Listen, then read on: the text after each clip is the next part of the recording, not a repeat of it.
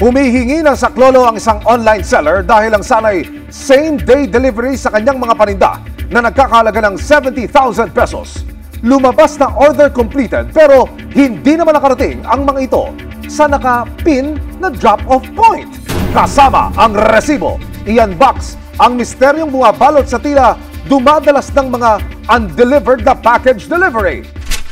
September 24 nang mag-book sa isang online delivery service provider ang online seller na si Jarmin mula Binondo, Maynila. Ipapapick up sana niya ang kanyang mga shipment na sapatos na nagkakalaga ng mahigit 70,000 pesos sa isang warehouse sa Parañaque City. Hindi kalaunan, driver found na raw. Agad daw na kinuha ng na-book niyang driver ang kanyang personal information. Kabilang na ang detalye ng mga for pick-up na parcel. Pero ilang saglit pa, laking gulat na lang ni Jarmin nang bigla na raw naging order completed na ang kanyang delivery. Kahit pa, hindi pa naman ito nakararating sa final destination. Paano po kayo na biktima nitong ganitong klase ng modus po? Nag-book po ako ng truck para i-deliver ang aking mga parcel galing sa aking supplier.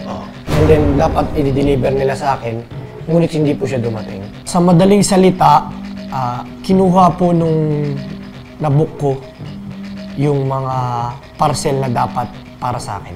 Dito na nalaman ni Jarmin na ang kanyang na-book na driver. Kinuha lang pala ang kanyang detalye at informasyon para makapag-book ng panibagong driver at makuha ang kanyang mga paninda. Hinala ni Jarmin. Nag-book siya ng panibago, pero yung drop-off is sa kanya na, hindi sa akin. Paano niyo po posibleng nagawa yun? Meron po siyang account na hindi sa kanya nakapangalan. Maaaring nabili niya o maaaring na-hack or most possibly po nabili. Sa makatwid, parang ninakaw yung identity o yung detalye ng isang tao. Yes po. Ang sister, para naman hindi raw ma-offend si Jarmin, sinubukan pang magpaalam ng driver na sa kanya na lang daw ang mga parcel. Hoy kuya, ang aga mo naman yatang mamasko. Pero wait, there's more. Dahil si kuya driver, may last hearing pa. Nangihingi pa po siya ng pera. Para saan daw yung pera? Gusto niyang bigyan ko po siyang pera para ihatid niya pa rin daw sa akin. May nabasa pa ako rito, usapan lalaki. Ano ba yung sabihin nun? Usapan lalaki daw, 1.5. Babayaran ko siya, then i-deliver niya. Para ho sa inyo, gaano ho ito naka-apekto sa inyong negosyo po, sa inyong hanap buhay? Malaki po. Since hindi naman po pinupulot ang pera sa negosyo at pinaghihirapan po yan kada sentimo po ng kinikita dyan, pawis at pagod po. Matapos ang insidente, agad ipinost ni Jarmin sa social media ang naranasang panloloko di umano sa kanya. May nag-message sa aking totoong driver na nag-deliver ng parcel ko. Nakapanayam ng resibo ang sinasabing driver na nag-pick up sa mga parcel ni Jarmin sa isang warehouse sa Parañaque City. Itatago namin siya sa pangalang Alan. Depensa ni Alan, nakatanggap lang daw siya ng booking mula sa isa pang account na may detalye at informasyon ni Jarmin at ipinapa-drop ang mga ito sa isang barangay sa Las Piñas City. Mukha naman legit dahil nga lahat ng details ng package na kukuhanin ko is galing sa kanya. Yun din yung pinakita ko dun sa pick-up point, which is binigay din naman sa akin kasi kompleto nga. Pero noong mga panahong iyon, something's fishy na raw para kay Alan. Iyon ang isang pinagtaka ko rin kasi nga supposed to be hanggang kung saan yung address mo, hindi yung i-transfer mo pa. So sinakay nila sa sidecar. Sa mga susunod na araw, nakakuha si Jarmin ng impormasyon kung saan posibleng i-deliver at sino ang tumanggap sa mga nawawala niyang parcel. Nung nalaman kong minor de edad siya, pinost ko siya sa Facebook at merong mga taong nagmagandang loob para ibigay yung impormasyon tungkol sa taong yun. Yung buong pangalan niya, yung lugar kung saan siya nakatira at kung sino yung mga magulang niya. Nang matuntunan ni Jarmin ang posibleng lokasyon ng menor de edad na maaaring susi para matuntun ang driver na nag-accept sa kanyang booking at ginamit ang kanyang pagkakakilanlan kasama ang resibo, agad tumungo si Jarmin sa isang barangay sa Las Piñas City. Sa kagustuhan po ng complainant na magkaroon ng sagot sa kanyang mga tanong, so patungo ho kami sa isang area dyan sa Las Piñas at ang kanyang pakiwari ay doon naglagay yung posibleng suspect dito sa kaso na ito. Ako po si Jarmin po. Meron lang po akong idudulog na reklamo po. Na scam po kasi ako. Ito po kasi yung tao to, if kilala niyo po, involved po kasi siya po doon sa pagkawala ng parcel po. Siya po kasi po yung nag-receive ng parcel. Ganun. Nakikilala mo ba itong tao to? Hindi ko gaano kilala, Bawsi kasi yan minor.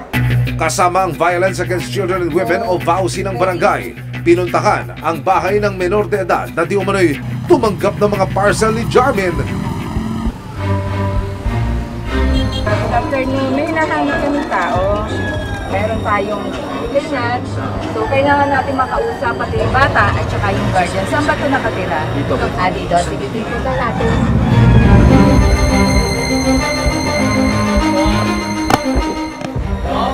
Pwede, Dennis mo to. Okay. Ito, may ano ka muna, tanungin ka muna uli ni Boss. Kasi ganito yung tayo. Wala namang ano po. Ano lang nang sa amin, confirmation lang kung dito nakatira. Yun lang po, wala na ibang tanong. Ayon sa nagpakilalang tiyuhin ng menor de edad, 3 araw na raw hindi umuwi ang kanyang pamangkin. Siya po kasi yung na-picturean na nag-receive po ng parcel. Hindi ko naman po sinasabing siya po yung may kasalanan.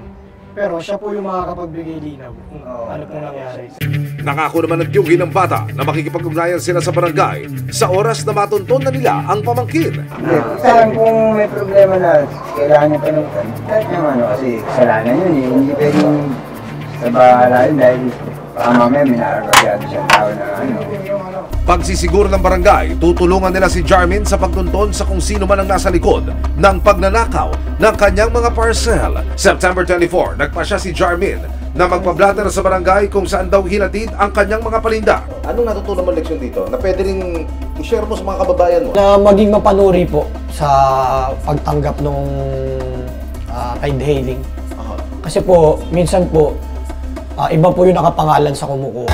Gaya ni Jarmin, na biktima rin daw si Nico ng parehong delivery service provider. August 14 nang mag-book ng rider si Nico para ipa-deliver sa kanyang kapatid sa Quezon City ang laptop at ilang gadgets na nagkakalaga ng mahigit 25,000 pesos. Then yung pagdating niya, binuksan ko pa yung bag para pakita sa yung laptop talaga. Kasi kung hindi ko papakita yung item, mamaya balik ka rin niya kung walang laman yung bag. Mula sa kanilang bahay papunta sa drop-off location, aabot lang daw ng wala pang 30 minutos ang biyahe. Pero Nakita ko yung location niya sa delivery app. Nasa may Purview, bandang Caloocan. Out of way. Sumagot pa rin si rider. Sabi, sorry po, malapit na po ako.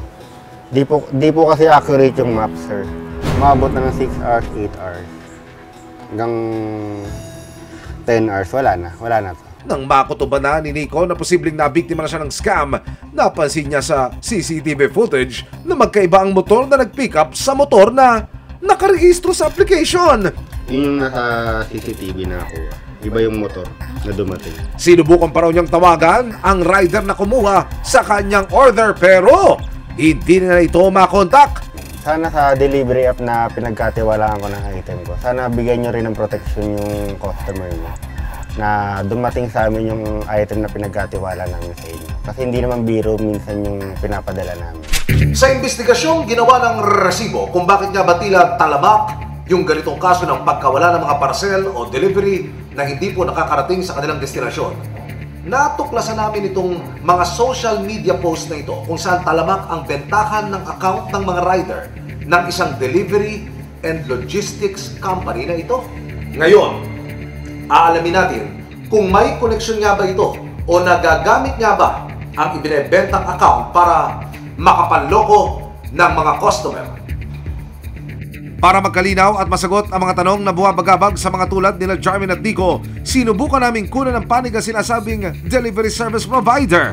Pero hindi sila nagpaunlak ng panayam. Ayon sa kanila, prioridad daw nila ang proteksyon ng kanilang mga customer. Dagdag pa nila, patuloy daw nilang papagbutihin ang security features ng kanilang application. Dumulog ang resibo sa Department of Trade and Industry na nangangasiwa sa proteksyon ng consumer rights. Sinuguro nilang iimbestigahan nila ang pangyayari at may karampatang parusa ang kumpanya at partner drivers kung sakaling mapatunayang may mga violation o pagkukulang sa nakatalagang sistema ng delivery service provider. Paalala ng resibo at maging ng mga otoridad, siguraduhin tugma ang mga detalye ng driver o rider na kukuha ng ating mga parcel at maging mapagmatiyag sa bawat delivery booking na ating ginagawa.